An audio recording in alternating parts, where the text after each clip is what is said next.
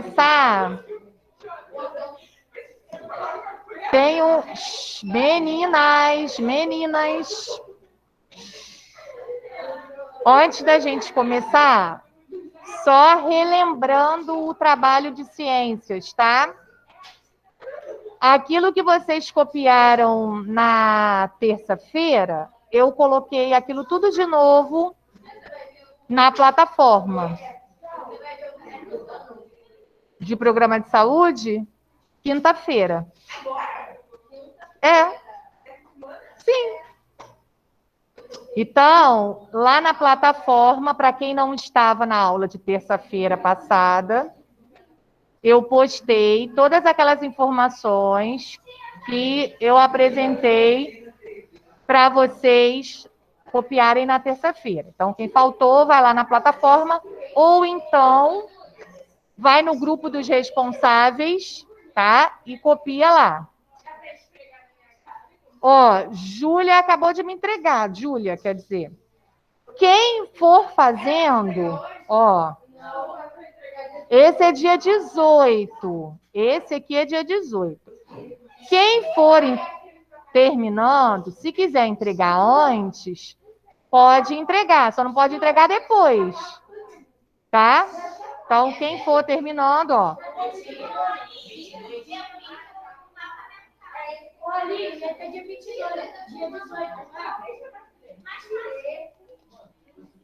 Ai, ficou lindo. Olha, gente. Ficou lindo, ó. Ela fez sobre o desmatamento. Ficou lindo. Para a entrega é até o dia 18, tá?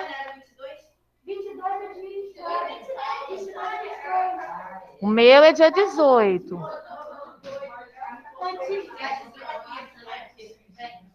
Sem ser essa sexta, a outra sexta.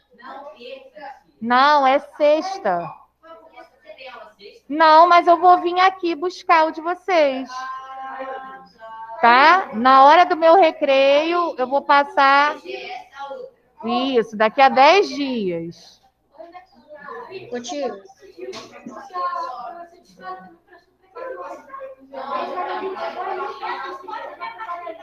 Agora, outro recado antes da gente continuar a nossa matéria. Ei! Com vocês falando desse jeito, não tem como. Estão agitados hoje. Posso? Júlia e Vitória. Bom, esse trabalho que eu acabei de mostrar, que Júlia entregou agora, ele está valendo 5 pontos. Os outros 5 pontos, eu vou dar o visto no caderno de programa de saúde, quinta-feira. Então, quem não está com o caderno organizado, tem até quinta-feira para estar com o caderno organizado. Sim. É o texto de anticoncepção e o exercício de anticoncepção.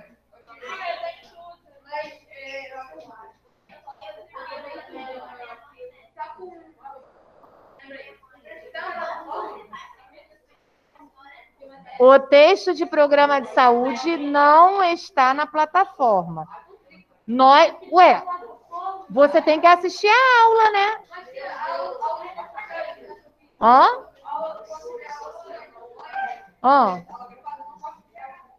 Mas eu não passei no chat. Eu mostrei a tela com o texto.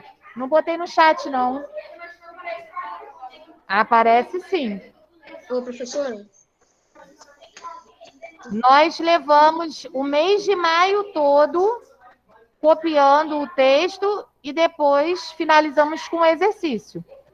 Fala, Pedro Lucas. Você me chamou? Chamei sim. Se eu quiser fazer desenho nesse trabalho do... Se eu quiser fazer recorte colagem nesse dever, Sim. posso? Pode, ó. Júlia desenhou. Ela fez um desenho na capa. Aqui, ó. O dela foi sobre desmatamento, ó. Aí ela fez a capa com um desenhozinho. E depois aqui dentro, ó, ela fez a contracapa, ó, com um cabeçalho, o nome dela, também fez um desenhozinho. E depois, ó, ela fez o texto dela, só que ela fez assim, deitado, e fez o texto com um desenho, ó. Tá vendo? Tô vendo Aí sim. fica a critério de vocês. Não precisa ter muita coisa, tá? Escrito.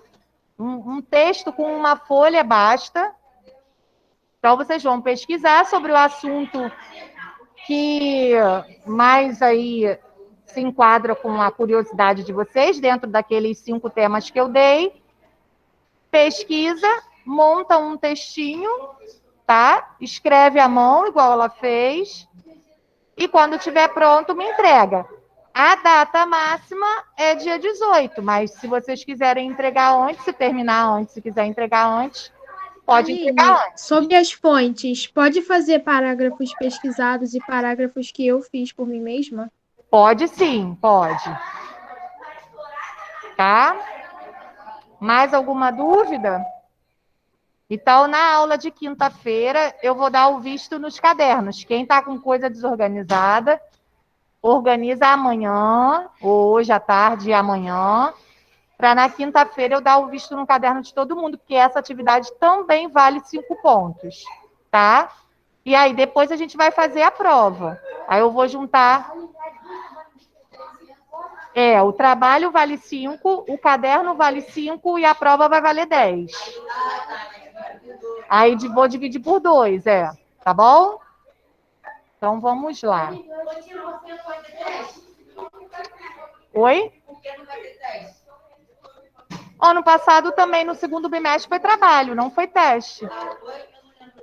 É isso quem decide é a Tia Beth. Tia Beth decidiu dessa maneira. Entendi. Bom, vamos lá então. Vou fazer a chamada para a gente começar. Hoje nós vamos continuar. Deixa eu mostrar a página qual é. Deixa eu ver aqui. Nós vamos continuar na página 233. Então, enquanto eu vou fazendo a chamada, 233. Vocês vão colocando aí na 233.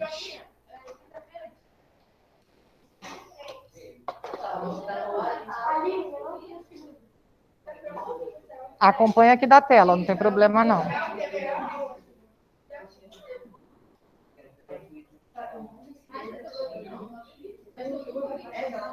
Vamos lá, então. Ana Bárbara. Presente. Ana Clara. Aqui. Arthur. Breno Dias. Daniel.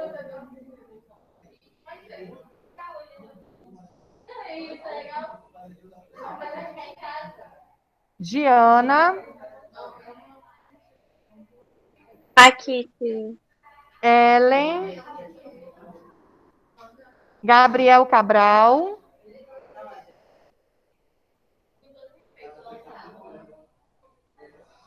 Gabriel Ribeiro. Gabriel Soares. Júlia. João Gabriel. João Pedro.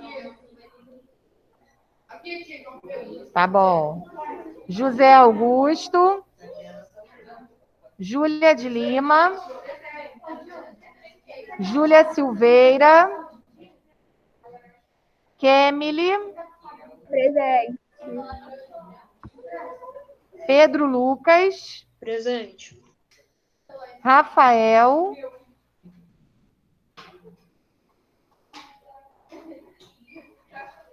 Rafaela. Presente. Rebeca. Renan. Sabrina.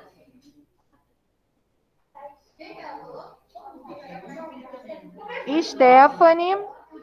Presente. Tiago.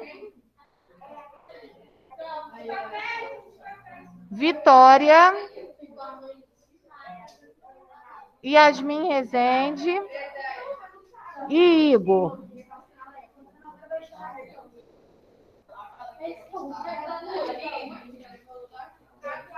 Coloquei já.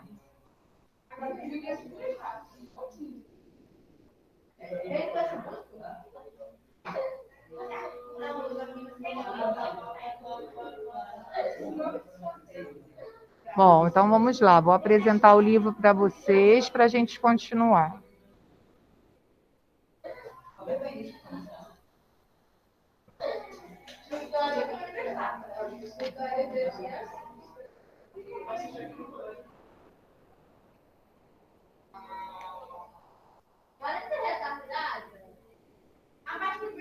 Ela tem distúrbio mental dela. Ai, meu Deus!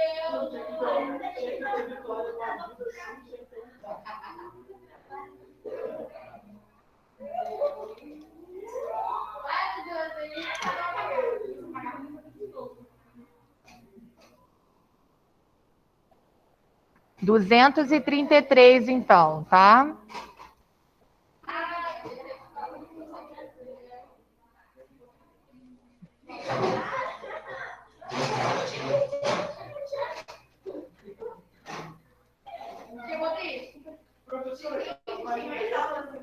Duzentos e trinta e três. 230. Eu não. Opa, peraí.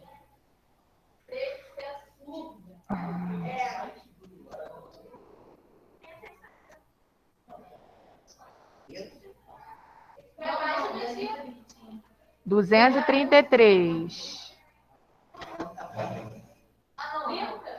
É.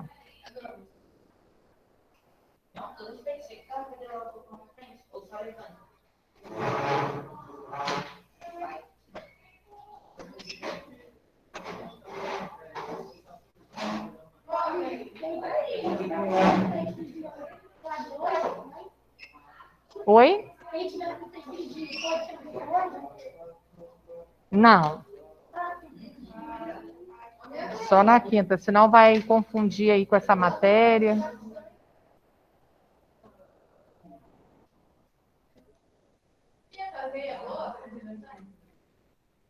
É.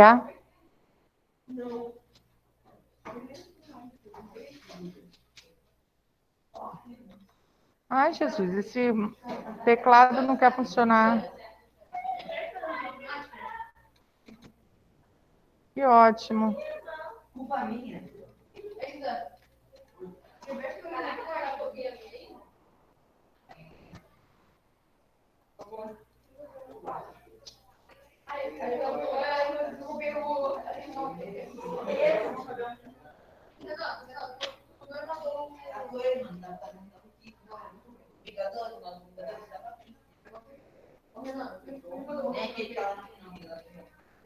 Ah, agora foi.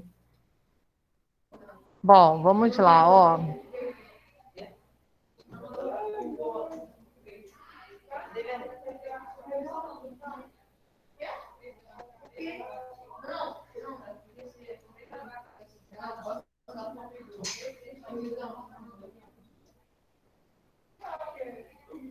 Já temos aí mais ou menos umas 2 semanas que a gente tem falado de um sistema excretor, né?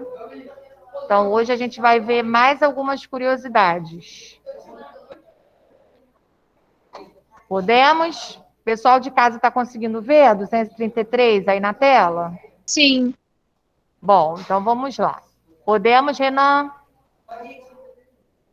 Bom, comentamos na semana passada sobre os órgãos que faziam parte do sistema excretor.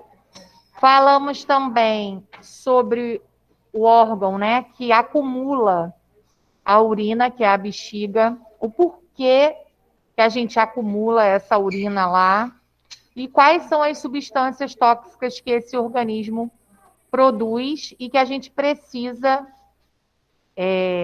retirar do nosso organismo. Bom, hoje a gente vai ver o funcionamento desse rim, tá? Se a gente pudesse fazer uma comparação desse órgão, tem um desenho dele aqui, ó. Deixa eu aumentar um pouquinho aqui. 233, não. Ó, a gente tem aqui um par de rins, né? E aí, esse rim, se a gente pudesse fazer uma comparação, ele parece com um carocinho de feijão, não parece? Parece. Né? Até a cor dele também, né? Aquele feijãozinho marronzinho. É mais ou menos assim mesmo o formato. Só não é do tamanho do feijão, né? Isso, ele tem mais ou menos em média, varia. Júlia, tá atrapalhando. Vitória também.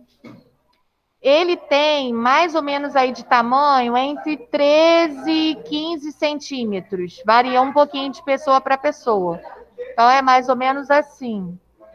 De 13 a 15 centímetros, mais ou menos. Oi?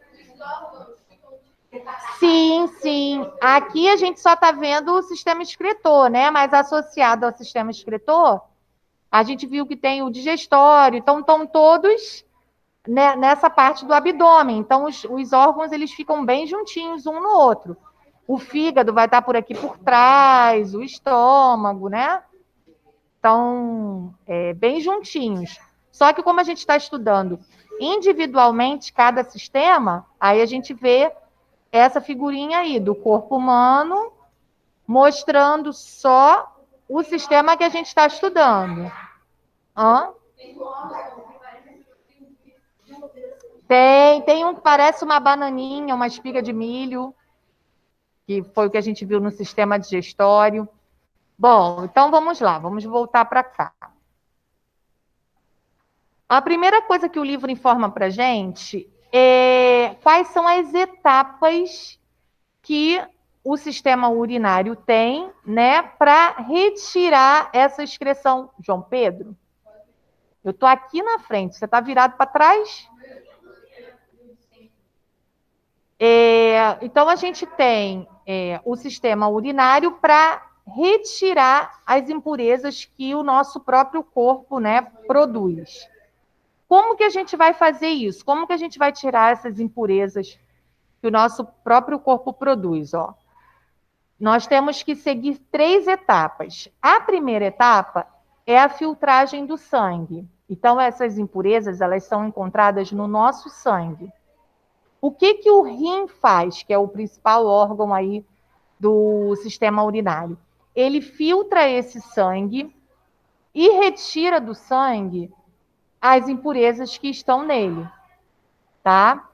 Retirando essas impurezas, que são substâncias tóxicas para o nosso corpo, é jogado essas substâncias tóxicas para a urina. E aí a gente acumula uma quantidade de urina e depois a gente vai precisar eliminar essa urina. Eliminando essa urina, a gente se livra dessas excretas, dessas substâncias tóxicas que o próprio organismo produz. Então, ó, a gente tem a filtragem do sangue, automaticamente o sangue sendo filtrado, vai ter a formação de urina. Depois, a urina ela vai ser transportada para a bexiga, que é o órgão em que acumula a urina. Aí, na semana passada, a gente falou que essa bexiga, ela armazena uma quantidade de urina, né, que pode ser aí mais ou menos até de 700 a 800 ml de urina, mas que quando a gente já está assim com mais ou menos umas 250 a 300 ml de urina na bexiga, a gente já sente a vontade de fazer xixi. Aí até na aula passada, Yasmin pediu para ir ao banheiro, né? Na hora que a gente estava falando isso. Se eu chegasse para ela e pedisse para ela esperar um pouquinho, ela conseguiria segurar, né? Porque ela consegue até o dobro, exatamente. Mas aí, se eu não deixasse, se ela pedisse de novo, aí, nessa segunda vez, provavelmente ela não conseguiria segurar.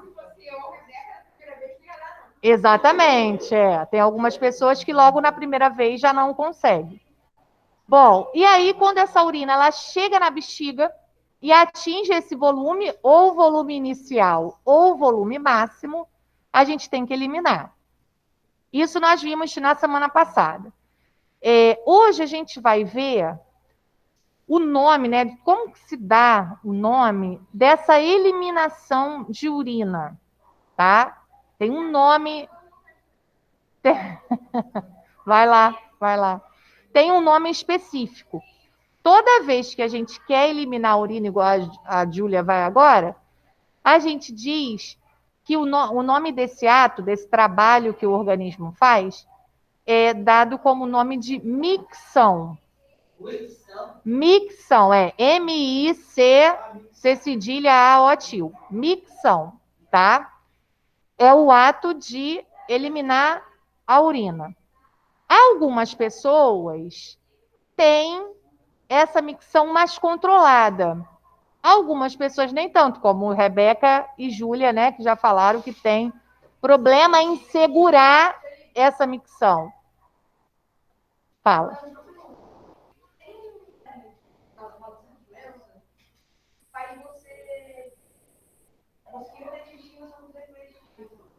Tem. Isso. Quando a gente está com infecção urinária, a gente tem a impressão de que a gente está com a vontade de fazer xixi, aí quando a gente vai ao banheiro, dá 2 gotinhas, parece que a gente vai fazer um volume de urina enorme. Dá 2 pinguinhos e pronto. Aí daqui a 5 minutos você vai ter vontade de novo. Vai acontecer a mesma coisa, vai dar 2 pinguinhos e pronto. Poxa, mas por que acontece isso? Desde que infecção urinária? Então, por que a gente fica com a infecção urinária?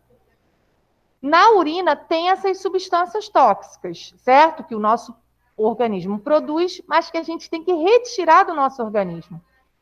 Se a gente não faz xixi com frequência, se a gente fica prendendo o xixi, essas substâncias tóxicas, elas ficam ali na bexiga e atraem algumas bactérias para a bexiga, que é onde entra aí a infecção urinária. Essa bactéria vai causar uma infecção ali naquele órgão, que é a bexiga. Isso, tá? Então, deu vontade de fazer xixi? Se a gente estiver em um local em que a gente possa ir no banheiro logo, o correto é ir no banheiro logo, não é ficar prendendo, tá? Às vezes, isso acontece muito com criança. Por quê? Às vezes a criança não quer perder tempo em ir ao banheiro fazer xixi. Aí o que acontece? Vai segurando, vai segurando. Às vezes está brincando, né? Está intertida com alguma coisa, distraída com alguma coisa. Exatamente. Aí o que acontece? Você segurou, você brincou tanto, ficou brincando, soltando cafifa, sei lá, fazendo o quê? Jogando futebol. Brincou tanto que foi segurando, segurando, segurando até onde você podia. Isso não é bom, tá? O ideal é a gente eliminar sempre que possível. Tem um lugar para a gente eliminar? A gente vai ao banheiro. Só vai segurar, só vai prender se não tiver um banheiro perto. Mas se tiver, o ideal é eliminar logo. Bom, então vamos lá, vamos continuar. Vai. Deixa ela voltar. Aqui, ó, a gente tem a imagem de um corpinho. Oi? Não, vamos usar só o livro hoje. Deixa eu até ver aqui quais são as páginas que depois a gente vai ter que fazer. Deixa eu ver aqui. Nesse desenho aí, ó, a gente tem o corpinho mostrando o sistema excretor. Depois a gente tem um rim. E aí, olha o que eles fizeram, ó. O que eles fizeram? Eles pegaram um rim e fizeram um corte no rim. Cortaram o rim pela metade, ó. Ó. Sim, pode. Não tem problema. Ó, pergunta de José. A gente pode doar um rim, mesmo a gente estando vivo? Sim. Todo órgão que a gente tem dois, tá? Todos os órgãos que a gente tem dois, a gente pode doar um e consegue sobreviver normalmente com um só, tá? Então, um rim, a gente tem aí, ó, um par de rins, o direito e o esquerdo. Então, a gente pode doar sim. Porém,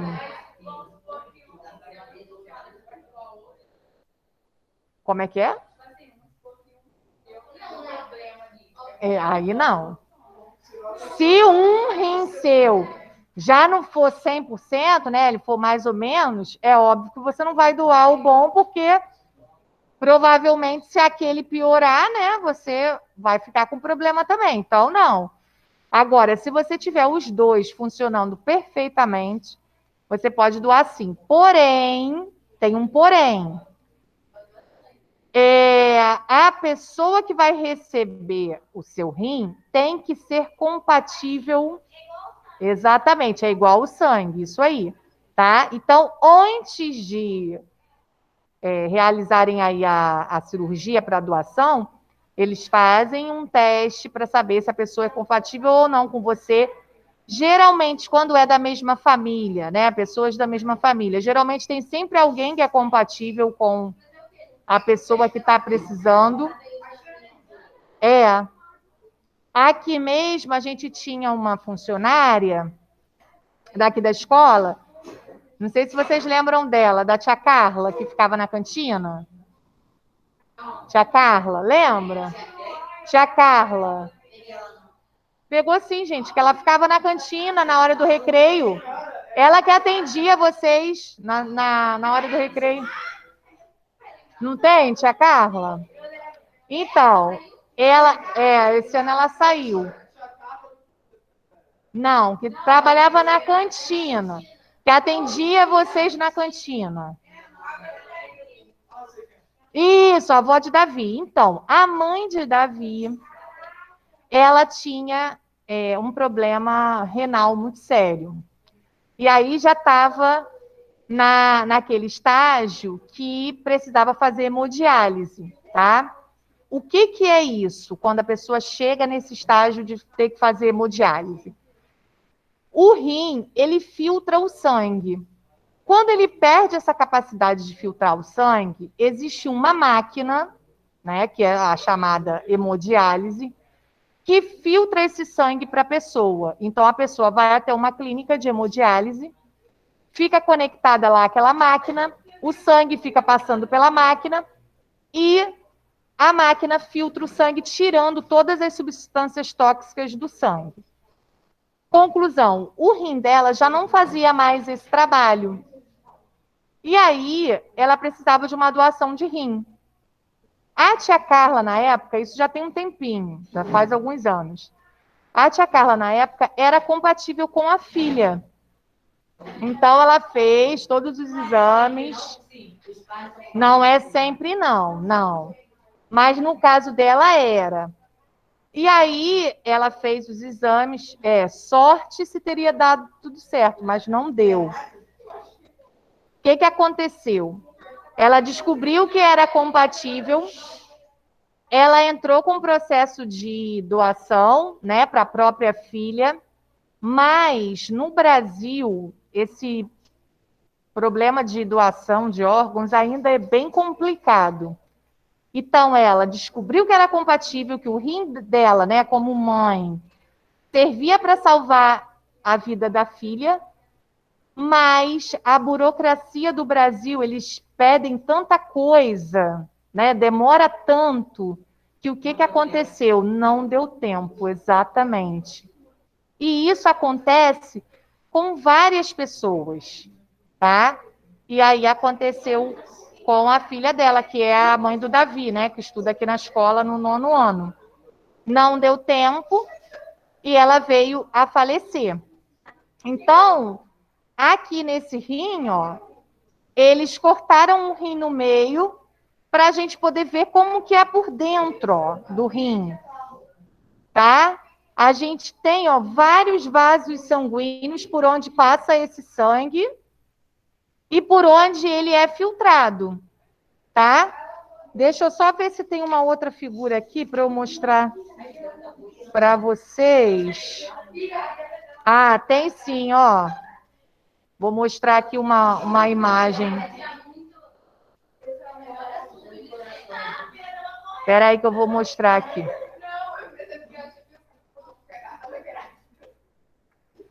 Olha aqui, ó. Sim. Quando... Sim. Não, você já tem muito tempo. Já tem um tempinho já. Não, ela não está vindo porque a tia Deisimar, nesse processo de pandemia aí, que estão vindo poucos alunos, ela deixou algumas pessoas em casa. Então, ela, por enquanto, está em casa. Tá vendo essa imagem aí, ó? Essa é a máquina que faz a filtragem do sangue quando a pessoa tem algum problema nos rins. Essa que é a máquina da hemodiálise. Então, tá vendo que tem um monte de borrachinha vermelha? É o sangue da pessoa sendo filtrado. Então, dependendo do problema que ela tenha, se for muito grave, se o rim não conseguir filtrar nada, ela tem que ir, às vezes, nessa clínica 3 vezes por semana, mais ou menos, e fica lá mais ou menos umas 4, 5 horas fazendo esse tratamento. É.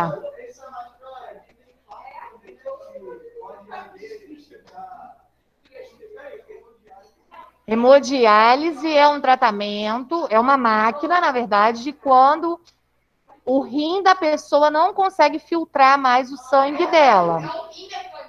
Isso, é como se fosse um rim mecânico, exatamente. Então, o que o médico vai avaliar, né? Há casos e casos. Então, ele vai avaliar o caso de cada paciente. Isso é só para o rim, sim, tá? E aí ele vai analisar cada caso e aí vai dizer quantas vezes a pessoa vai precisar ir nessa clínica, porque são clínicas especializadas em fazer isso, e quantas vezes a pessoa vai ter que ir lá por semana e quantas horas ela vai ter que ficar lá nessa máquina fazendo essa filtragem do sangue, tá? Então, tem pessoas que vão dia sim, dia não, tem pessoas que vão 3 vezes por semana. Quanto mais grave for o problema, mais vezes ela tem que ir. Não, mas isso o convênio, quem tem plano particular, o convênio paga, e quem não tem, existem hospitais também públicos que fazem esse processo. Até chegar o momento do transplante, exatamente. Tá? Aí, quando ela conseguir um rim novo, aí ela para desse processo aí.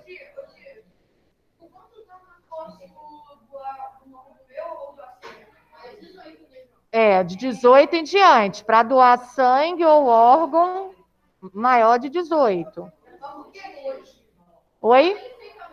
Primeiro, porque tem que ter maioridade para isso. E segundo, porque o seu órgão, ele já está... Deixa eu voltar para lá.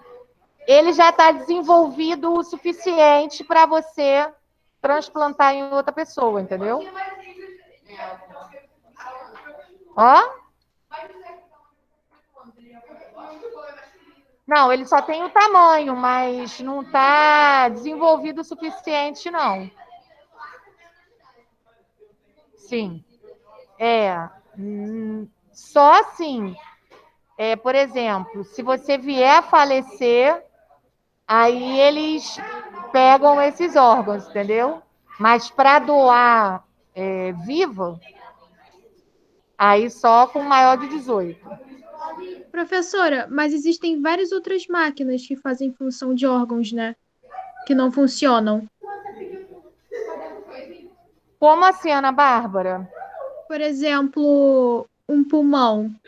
Existe uma máquina, né? Ah, Para caso sim, o pulmão não sim. funcione. Isso, existe. Ó, Ana Bárbara fez uma observação boa. Existem outras máquinas que fazem o papel de outros órgãos. A gente até agora mesmo, né, tem pouco tempo isso, a gente ouviu, José, presta atenção, a gente ouviu no noticiário o Paulo Gustavo, né, aquele humorista, que estava com Covid e ele usou uma técnica nova, o Paulo Gustavo.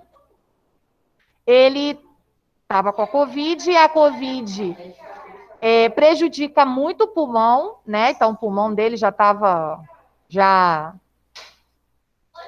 no limite já. E aí ele fumava assim. E aí o que aconteceu? Usaram um método, uma máquina, né, nova, para substituir o pulmão dele. Então era como se fosse um pulmão externo. Então, essa máquina fazia o papel do pulmão. Só que, infelizmente, né, o quadro foi se agravando, e nem essa técnica, que é muito moderna, deu jeito de recuperar ele. Fala, Renan. Pode. E tem outras máquinas também, né? A gente sabe que tem aquelas máquinas que impulsionam o coração, né? Por exemplo, a pessoa teve um ataque cardíaco, aí tem aquele desfibrilador que volta o batimento cardíaco. Hoje em dia a gente tem várias máquinas.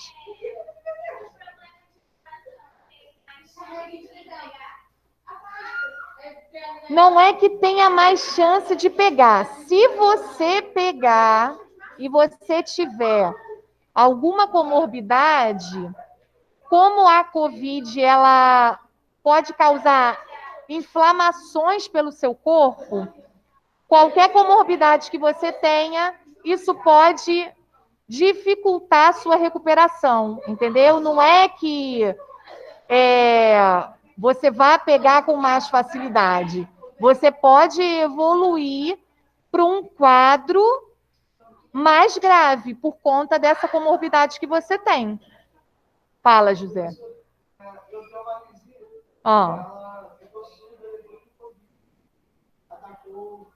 Sim. Sim, pode acontecer. Pode acontecer. Não é só o paladar e o olfato que é atingido, não. Sim. O olfato e o paladar. Mas pode... Não. O olfato e o paladar. Mas pode acometer também a audição. Porque é uma pode... esse vírus, né, da Covid-19... é um vírus que ele pode causar uma inflamação em qualquer parte do corpo. Então, cada pessoa reage de uma maneira. E cada pessoa desenvolve seus sintomas, suas reações de uma maneira, entendeu? Ele é bem difícil de ser estudado por conta disso. Não é? Pois é, olha o que se transformou, né? Pode, mas daqui a pouco a gente abre. João, Pedro, posso continuar? Então vamos lá. Oi. Quando meu avô era vivo, ele usava marca-passo com desfibrilador. Isso, então, o marca-passo, ele também auxilia, né, o batimento do coração. Então, hoje em dia, a gente tem diversas técnicas que são aparelhos, né, artificiais, mas que vão dar um certo funcionamento naquele órgão que às vezes já não está tão bom assim. Sim. Isso. Bom, aí, ó, nessa fotinho aí que a gente estava falando sobre ela, mostra esse rim por dentro, né? Quais são as partes que tem um rim, ó. O nome está aqui embaixo, de cada parte. E o mais importante para a gente, ó. Nessa partezinha aqui, ó, parece um coraçãozinho, que é chamada de pirâmides renais.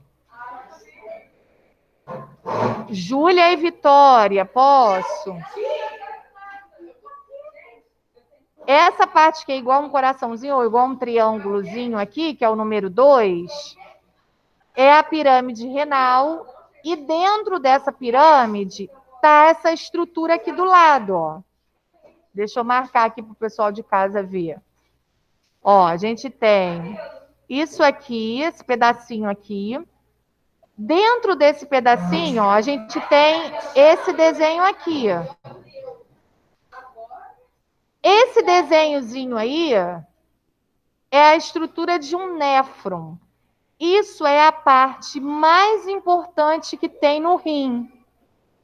Néfron, o nome é néfron, ó, tá aqui embaixo, ó.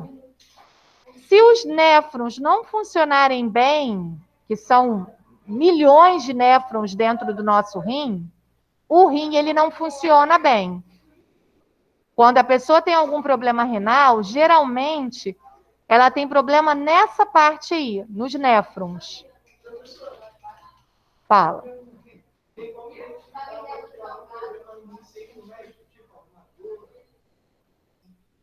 Sim, tem.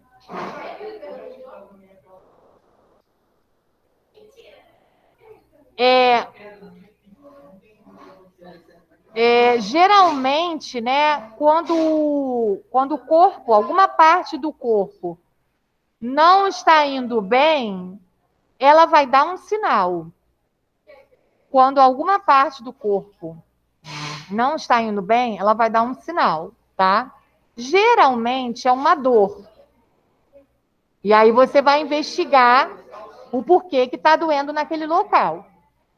Se não for uma dor, que geralmente é uma dor, pode ser uma febre. A febre é sinal de infecção. Então, em algum lugar você tem alguma infecção. Aí, por isso que quando a gente vai no médico, o médico ele faz uma série de perguntas para você. Tá com febre? Tá sentindo alguma coisa? Sente dor em algum lugar? Sim.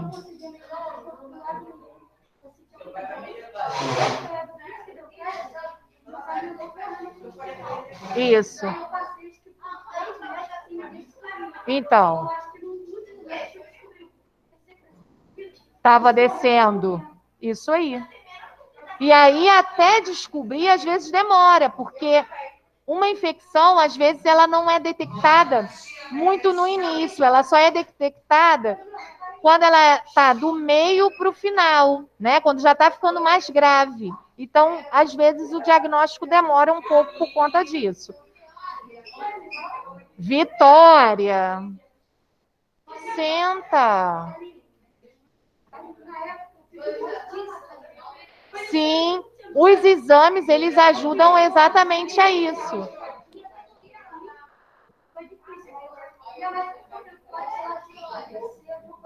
João Pedro, senta no seu lugar, João Pedro. Ah, eu vou falar para a tia Beth para vocês ficarem em casa.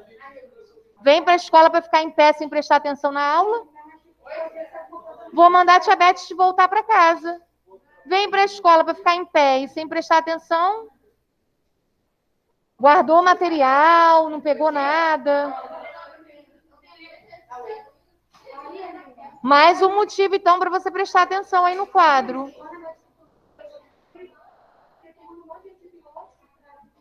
Isso. Quando é assim alguma infecção, né? Aí a gente toma logo o antibiótico, porque o antibiótico ele vai detectar, vai chegar no foco da infecção, certo? Então, em todas as infecções, a maioria delas é dessa forma que acontece. E quando não é uma infecção, quando é algum problema sem ser infecção, geralmente vai apresentar alguma dor, algum sintoma diferente vai aparecer. No caso específico do sistema excretor, Vitória, eu estou adorando seu barulho. No caso específico do sistema excretor, causa sim uma dor, um incômodo na hora de você eliminar a urina, né? Você vai sentir uma dor, pode sentir também uma ardência na hora de fazer o xixi. Isso tudo são características que você pode estar com uma infecção urinária. Ah. Não, só tive infecção urinária por enquanto. Já que vocês citaram aí.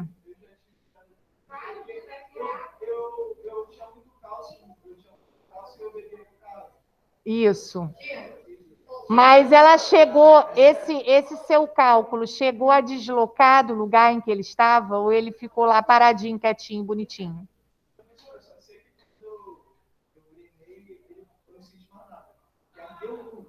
Ah, então ele saiu. É isso que eu ia falar. Oi.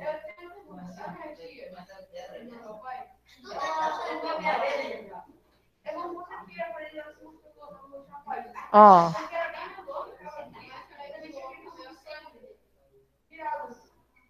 Então é outra coisa, não é aquilo não. Não. Aham. Aquele é outra coisa. Só levando em consideração aí a observação que José fez. O cálculo renal, ele é a doença mais grave do sistema excretor, tá? Então, o cálculo renal, ele também é chamado popularmente como pedra nos rins. Isso dá da noite para o dia? Não. Como que isso começa a afetar o organismo? A pessoa começa, né? Isso é para Júlia Paixão. A pessoa começa a beber pouca água ou nenhuma água, que ela já falou que não gosta de beber água. E aí, o que acontece? Em vez dessas substâncias tóxicas serem eliminadas para fora do organismo, elas vão acumulando ali na bexiga.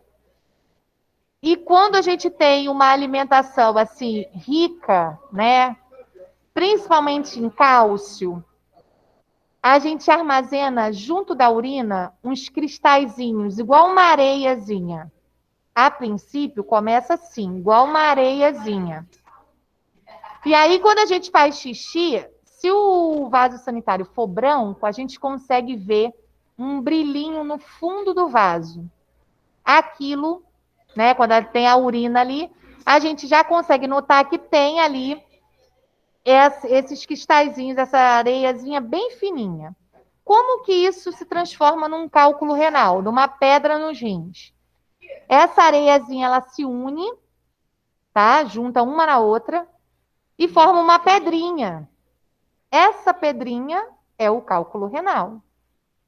A princípio, ela fica ali dentro da bexiga. Só que vai chegar uma hora que ela vai querer sair. E aí, os homens acabam sofrendo um pouco mais do que as mulheres com relação a isso. Por quê? Lembra na página 232? 232, ó. Que a gente viu esse desenho aqui, ó. E eu falei para vocês que a uretra de vocês, ó, é maiorzinha, ó. E das mulheres é mais curtinha. Aí o que acontece? Se a pessoa tiver essa pedra, tá? Ela se desloca daqui do rim, desce pelos uréteres, chega na bexiga e vai chegar uma hora que ela vai querer sair. Para sair essa pedrinha, ela sai por aqui rasgando a uretra toda. Por isso que na hora de urinar, a gente sente uma dor muito forte, porque essa pedrinha, ela se desloca de lá do rim, aonde ela estava, até a bexiga e depois ela tenta sair para fora do corpo. Na mulher, dói um pouco menos. Por quê? Porque se ela quiser sair, o caminho da uretra, ó, é mais curtinho, então ele sai mais rápido.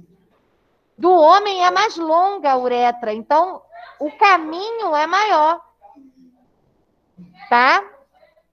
Então, por isso que tem essa diferença aí.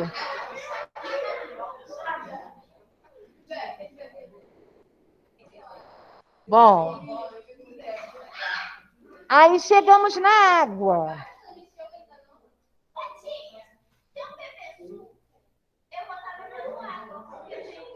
Sim. Sim. Pode beber suco também. Na página 234, ó, fala exatamente sobre isso. De preferência, tem que ser água, porque a água dá menos trabalho, tá, para o organismo na hora do sangue filtrar as substâncias tóxicas com a ajuda dos rins. Vitória e Júlia. Só que a gente pode também inserir outros líquidos no nosso dia a dia. Ele dá o exemplo aí, ó, da água de coco, do suco, né? Só que, como no suco, no refrigerante, tem açúcar, tem outras substâncias, acaba dando um pouquinho mais de trabalho para o organismo, mas vai funcionar como líquido também, tá? Não é só água, não. Só que, na maioria das vezes, a água é o que a gente bebe em maior quantidade, tá? Mas quem bebe suco, água de coco, também ajuda o funcionamento dos rins. E vai produzir também uma quantidade de urina suficiente, né, para a gente eliminar essas substâncias tóxicas. Outra coisa importante, essa também é muito importante, vocês podem testar isso em casa, quando vocês estiverem no final de semana em casa, para saber se o rim de vocês está funcionando bem ou não. Vou dar uma dica. Quando vocês acordarem no final de semana, né, geralmente a gente acorda, uma das primeiras coisas que a gente faz é logo ir ao banheiro, né, porque dá vontade da gente ir ao banheiro. Quando vocês forem ao banheiro, assim que acordarem, aquela primeira urina da manhã, ela é bem forte, já repararam? Bem amarelinha, tá? O correto é a urina só sair assim, bem amarelinha, naquela primeira urina da manhã, tá? Por isso que quando a gente faz exame de urina, qual é a urina que a gente colhe? A primeira da manhã, certo? As demais, se vocês forem agora no banheiro, o correto é sair transparente, o mais transparente possível. Se ainda estiver saindo amarelinha, ou claro ou escuro, tanto faz, isso é um sinal de que você tem que beber água. Tá? Então, essa é uma dica muito importante. A urina, ela só pode sair amarela naquela primeira da manhã. Se as demais ainda estão saindo amarela, 2 motivos. Ou você está bebendo pouca água e tem que beber mais, ou você está eliminando pouca urina, você tem que ir mais ao banheiro, tá? Para não deixar ela acumular ali na bexiga. Fala. Saiu laranja? Então tem que beber mais água, não pode. Tá? Não pode. Aí, quando a gente faz o exame de urina, pega exatamente essa urina que é a primeira da manhã. A gente deixa sair o primeiro jato, né? O primeiro jato a gente descarta e colhe o restante. Aí a gente vai ter mais ou menos isso aqui, ó. Olha só isso aqui. Vocês estão barulhentos, hein? Pode. Ó, aqui nessa imagem, a gente tem um exame de urina, ó. Quando a gente faz o exame de urina, é mais ou menos assim que vem. É, aquele do potinho. Aí tem aqui, ó, o volume, né, que tem ali naquele potinho, que geralmente é 50 ml, tá? O aspecto da urina, se ela tá transparente, se ela tá turva, tá? Não, a urina não precisa em jejum, não. Você só tem que recolher aquela primeira. Agora, o de sangue, para você fazer o hemograma completo, aí tem que ficar em jejum. A cor dela, ó. Pode ser amarelo de diversos tipos. Essa daqui tá o amarelo citrino. O pH, ele também é medido, tá? Então, nesse caso aqui, ó, da pessoa tá com pH 6, então tá bom também, que é entre 5,5 e 7. Então, essa pessoa tá com pH bom. A densidade é o nível de acidez que tem a urina, tá? O pH. A densidade também tá boa, ó, 1,020 gramas por centímetro cúbico. Aqui tá entre 1,015 e 1,025, então tá dentro também da normalidade. E aí, a parte de baixo, ó, é a parte mais importante, que é para verificar se tem algum tipo de micro-organismo que possa causar algum tipo de infecção. Então, por exemplo, ó, nesse caso aqui, deu, ó, bactérias ausentes, tá vendo? Não tem bactérias. Isso aí eles entregam pra gente, essa folhinha? Entrega para vocês, sim. Quando vocês fazem o exame, vem essa folhinha aí. Aí tem aqui também, ó, os corpos cetônicos, deu negativo. Esse exame aqui tá, por enquanto, tá bem, a pessoa. Hemoglobina também deu negativo. Bilirrubina, tudo negativo. Hemoglobina é quando tem presença de sangue na urina.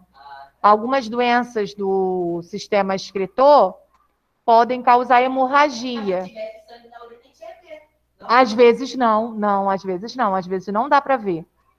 Tá? E às vezes tem presença, às vezes a quantidade é pequena, que não dá para a gente visualizar dentro do vaso. Mas no exame, como é uma amostra menor e é colocada no microscópio essa urina, a gente consegue ver. Tá? Então, ó, nesse caso aqui, ó, tá vendo aqui cristais? Ó, deu raras, tá vendo? Deu o quê? Deu raras, não deu ausentes. Então, essa pessoa aí já tem alguns cristalzinhos na urina. O correto seria dar ausentes. Mas é cristal de verdade? Cristal?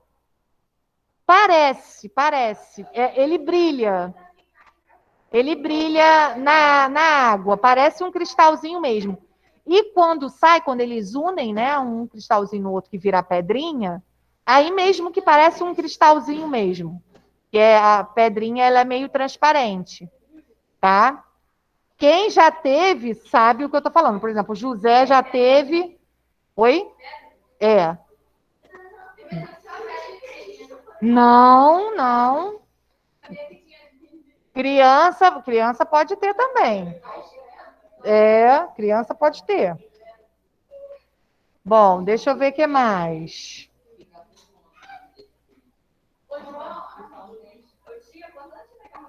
Pode. Agora vamos lá na 235. Deixa eu diminuir um pouquinho aqui. Para a gente ir para 235.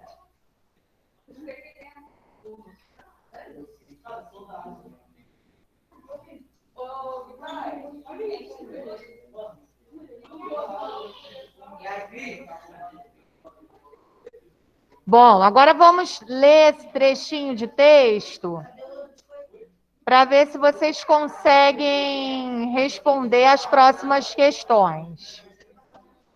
Posso? Esse texto também é interessante. Tem uma informação aí que eu acho que vocês não conhecem. Posso? Transporte e eliminação da urina. Leia o texto a seguir. João Pedro, vira para frente.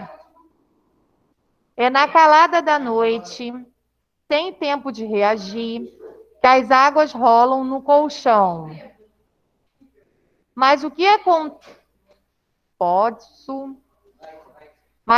começa sorrateiro, desata uma autêntica maratona depois que o xixi foi derramado.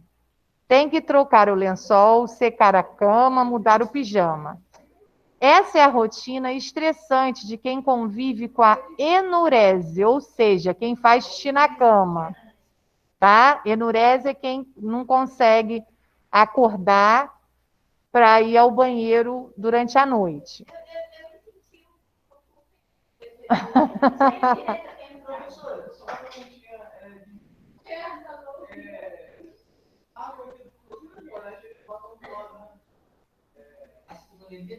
Então, a água, quando ela sai da estação de tratamento, ela já recebe um pouco de cloro. Só que aqui na escola não é cloro, não.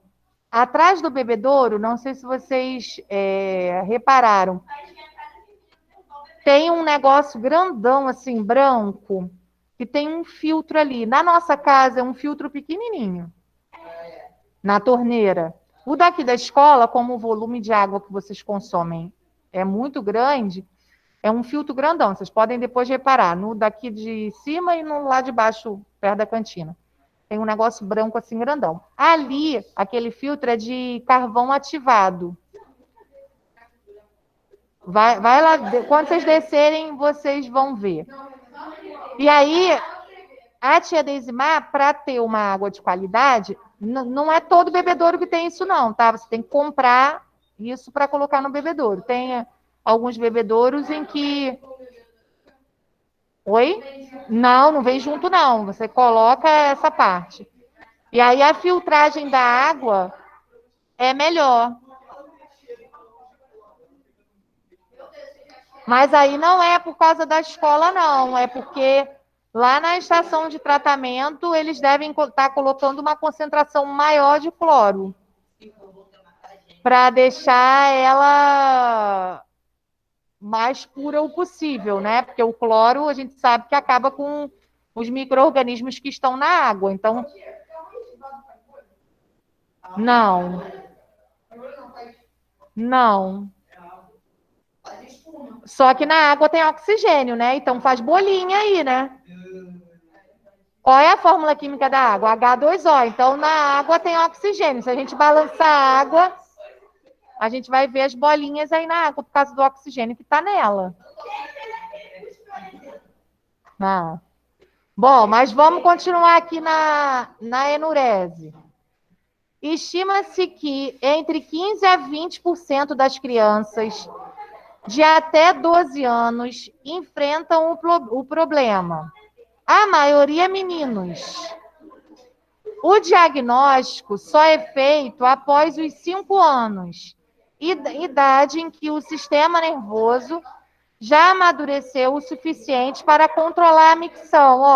Ó a palavrinha que eu falei para vocês, ó, micção. Quando isso não acontece e os escapes à noite são frequentes, o melhor é pedir ajuda ao médico. Então, o nosso organismo, ele começa a organizar, né, essa enurese com mais ou menos 2 anos de idade.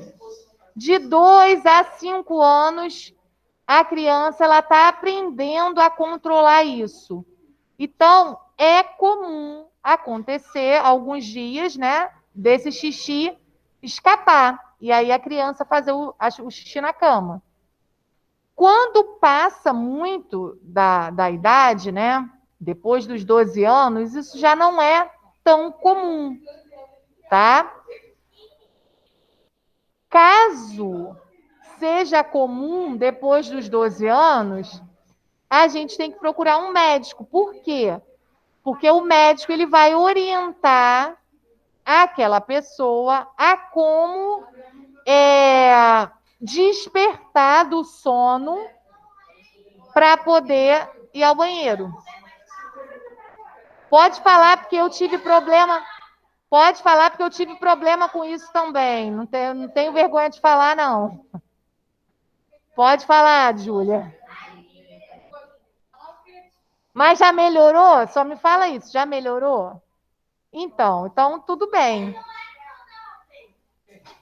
É de vez em quando. Dela, né, gente? De quem que ela tá falando? Dela.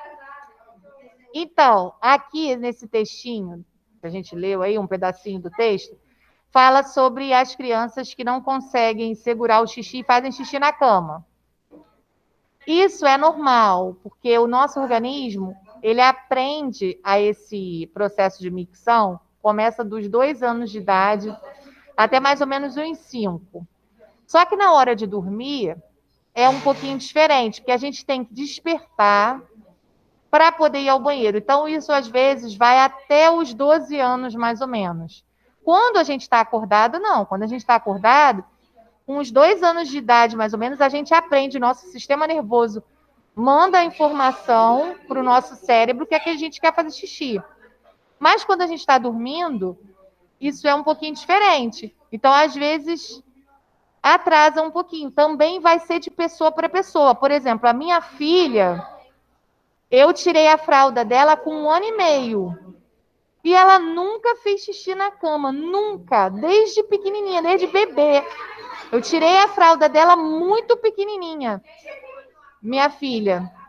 Ela nunca fez xixi na cama.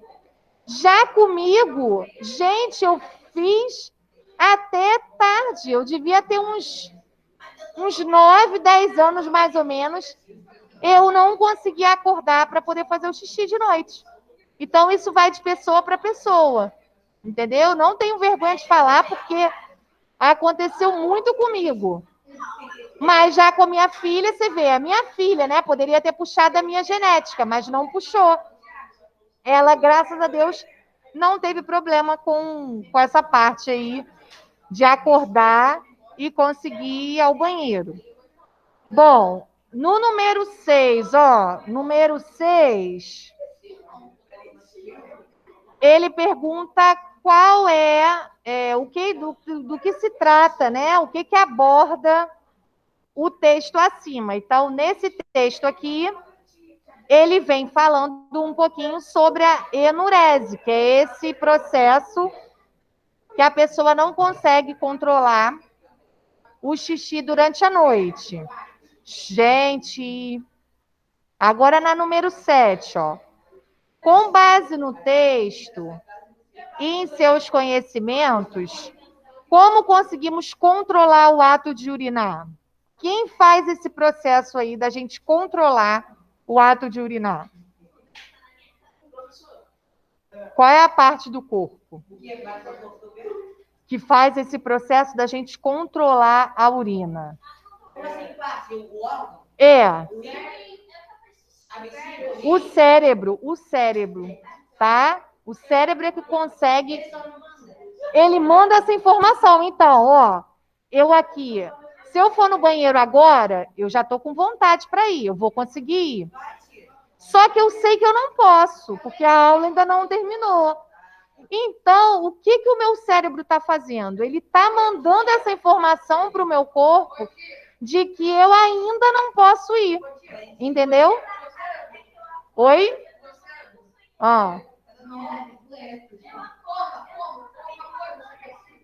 Então, também acontece com o sistema nervoso isso. Fala, José.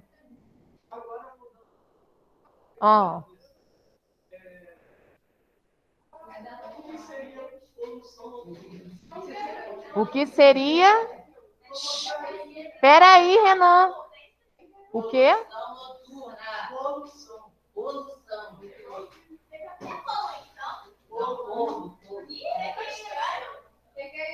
Nunca ouvi falar nisso. Onde você viu isso? Deixa ele falar, gente.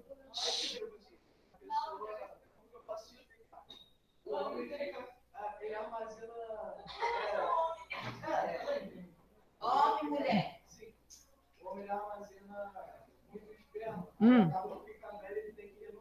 Sim. Ah, entendi. Mas aí o que você quer saber? Mas aí o que você quer saber? Mas aí o que você quer saber em cima disso?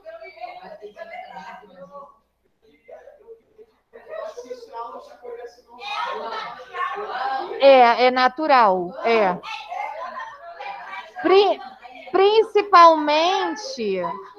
Na idade de vocês. Sim. Principalmente na idade de vocês. Isso é bem comum. Não tem como controlar ainda, entendeu? Na fase adulta, vocês até vão aprender a controlar isso. Mas ela já tinha pedido. Ela já tinha pedido. Bom, agora vamos continuar no 8. Número 8, ó. A filtragem do sangue e a formação da urina ocorrem de maneira constante. No entanto, não a eliminamos constantemente. Por que isso ocorre? João. Como que a gente responde essa número 8? Ó, a gente filtra o sangue constantemente, certo? Número 8. A gente filtra o sangue constantemente. A gente está aqui e o nosso sangue está sendo filtrado pelos rins. Só que a gente não produz urina toda hora, tá? Por que que isso acontece? Por que que essa formação de urina, ela ocorre de maneira constante, mas, porém, não numa quantidade assim, em excesso. Por que que isso acontece?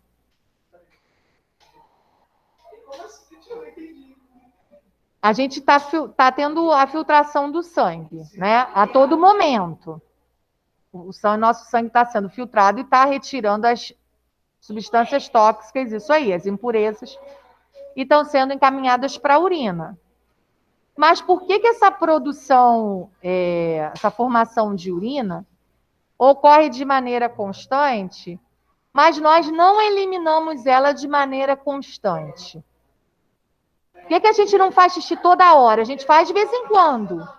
Isso, porque ela tem um órgão que ela vai ser armazenada. Então, a gente vai esperar ela encher um pouquinho para depois armazenar, certo? Diferente do rim. O rim, ele filtra o sangue, mas ele não tem nenhum órgão que ele guarde esse sangue. Ele vai apenas filtrando.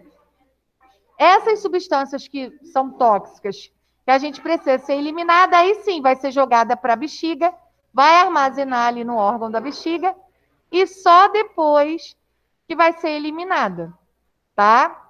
E aí isso leva um tempo. Então a gente não faz xixi toda hora, embora a Júlia já tenha ido lá fora 2 vezes, agora já quer ir pela 3ª vez. Mas isso não é comum, tá? Acontecer isso, toda hora ter que ir lá fora. Certo? Depois de Rebeca você pode.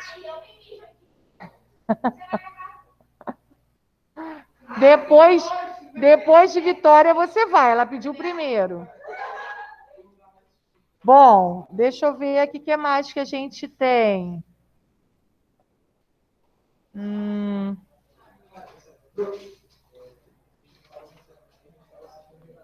Vou mostrar uma outra figura para vocês, ó. Daqui a pouquinho, já estou terminando já. Ó, só vou mostrar essas 2 figuras aqui, ó. Deixa eu diminuir um pouquinho aqui para ver se dá na... Aqui nós temos, ó, o interior do nosso corpo, ó, como que é por dentro e mostrando aí o sistema excretor. Temos a bexiga urinária, ó. Temos a uretra, que eu falei para vocês que a uretra dos homens, ó, é maior, o caminho é maior, da mulher é menorzinha. E aqui na outra página, ó, mostra a bexiga. Aqui a gente tem a bexiga, ó. Agora vamos marcar essa parte aqui, ó. a bexiga urinária tem capacidade de armazenar cerca de 700 a 800 ml de urina. Isso a gente já tinha comentado. No entanto, quando a quantidade excede a 200 a 400 ml, já sentimos a vontade de urinar, ó.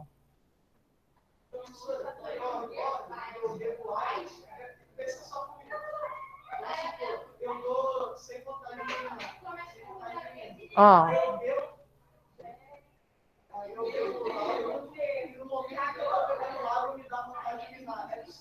É psicológico, é igual quando você abre a torneira. Você não está com vontade de fazer xixi. Você abre a torneira e vê aquela água escorrendo ali da torneira, te dá vontade também. Tanto que quando a gente precisa fazer exame de ultrassonografia. Por isso que quando a gente faz exame de ultrassonografia, às vezes, eles pedem para a gente ir ao banheiro, abrir a torneira, para poder dar vontade para a gente fazer xixi. Que aí já está no ponto de executar o exame. Acontece isso também. Bom, e para a gente terminar, ó, um outro assunto que eu acho que a gente já comentou. A gente comentou eu ainda vou passar o dever de casa para vocês anotarem. A gente acho que comentou na semana passada, se eu não me engano, que é a incontinência urinária, que é quando a pessoa não consegue controlar esse processo de micção, tá? Geralmente, micção é o ato de urinar, tá? Então, ó, quando a pessoa não consegue controlar essa micção, quando ela não consegue prender essa saída do xixi, a gente diz que ela tem incontinência urinária. Geralmente acontece com pessoas mais idosas, tá? Mas também não é uma regra geral, não. Pode acontecer com pessoas novas também. Pode acontecer com qualquer um, exatamente. Ô, tia. Oi. Júlia tá apertada para ir no banheiro. E Vitória ainda não voltou. Olha que eu sou urinária, tia. Tá bom, então. Então, vai lá, Júlia. Você aprendeu comigo, mas você tem muito que aprender comigo. Vamos fazer o seguinte, então. Vamos agora anotar lá o dever de casa na agenda. Deixa eu voltar para cá, peraí. Vou colocar a agenda lá no chat, tá? É, dever de casa. Oi. Oi? A chamada eu já fiz, João. Tá doido? Já fiz a chamada hoje já.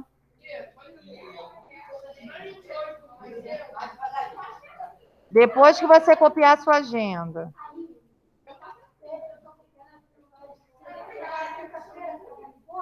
Aham.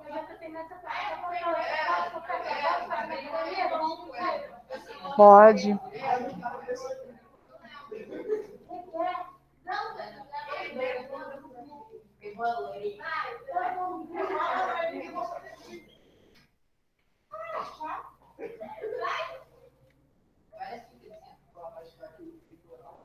Olha só. Para casa, vocês vão terminar a 238, tá? A 238, a gente só fez aquela cruzadinha. Tem que completar a parte de baixo. A 239. E 240. Tá? Deixa eu ver para quando. Só isso. Para o dia 15.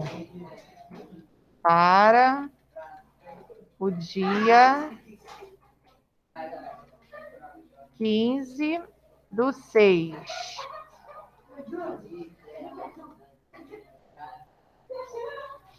Só para terça-feira que vem, tá?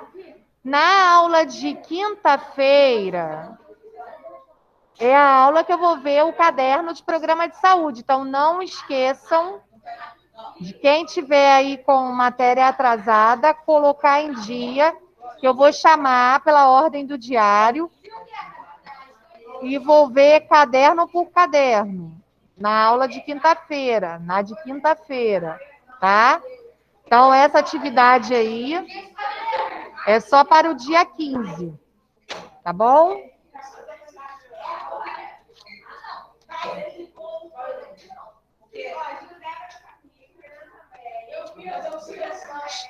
É para vocês sentarem, vocês levantaram por quê?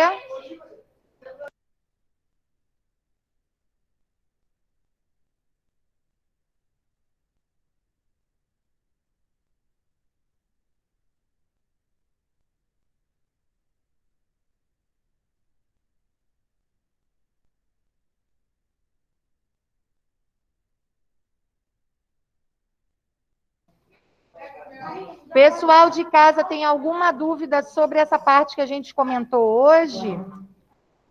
Querem fazer algum comentário, contar alguma coisa?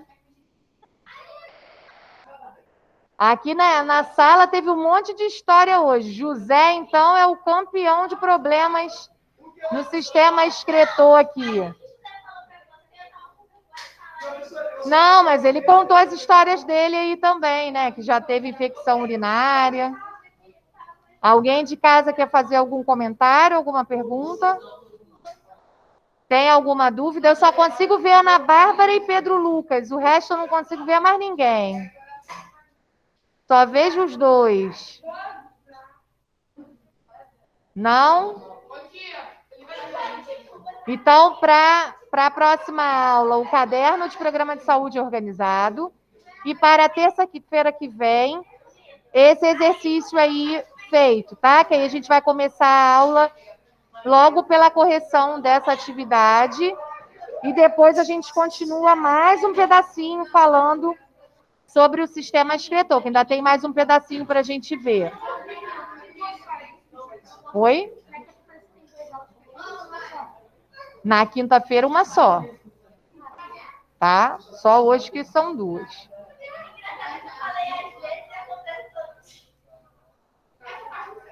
Bom, pessoal de casa, então, por hoje está liberado, tá bom?